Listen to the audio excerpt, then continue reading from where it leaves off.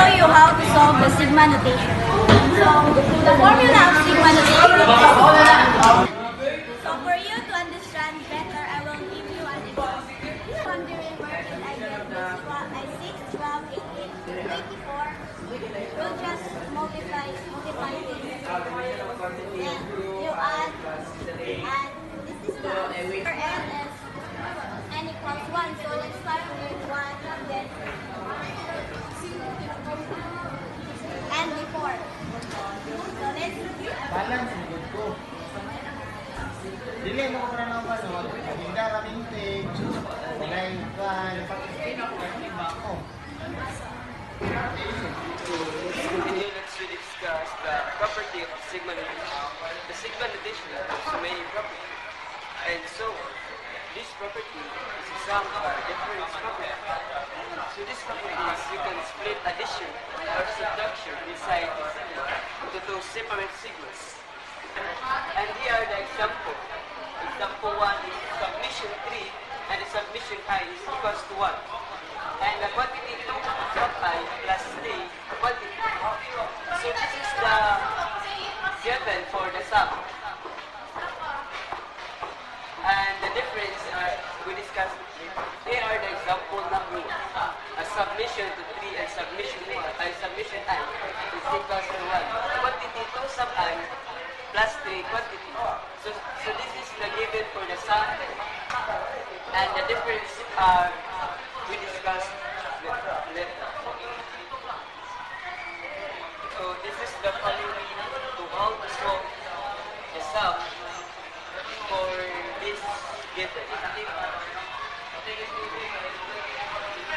This given is, so here are the following to how to solve the sum for this given.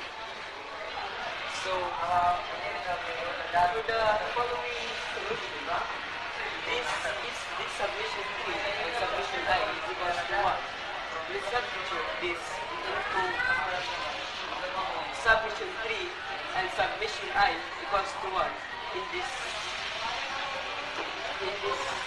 given.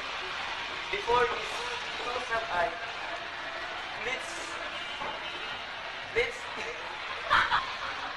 put this in submission 3 before this 2 sub I, and also this in the second given. If you're wondering why these things are outside in this quantity, because 2 is in this given 2 and the I is equals to 1 and the termination of 1 is 1 plus 2 plus 3, because the submission of 3 is this.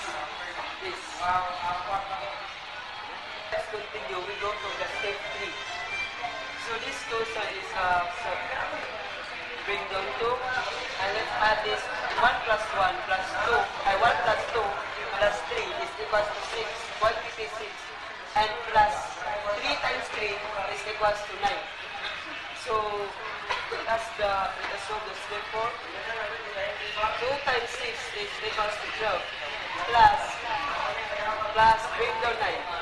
So the final answer is 21, because 12 plus 9 is equals to 21.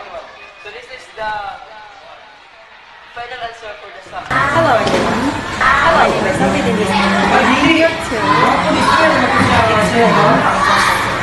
Let us know. Solution of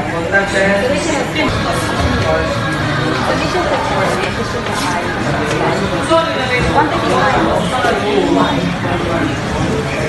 So our first step is to separate I and 2R. So solution of 1. Choose the I plus solution of 4. So first let's answer I.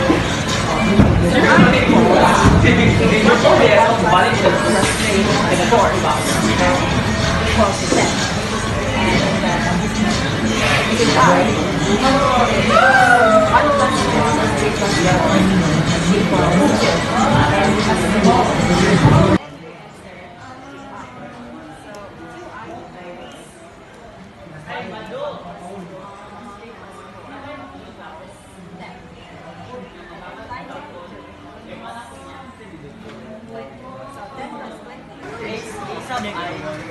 minus the summation of n over b. So, in other words, if you are adding a several subtractions like a and minus b and so on, you can instead add all the a value, then subtract and add all the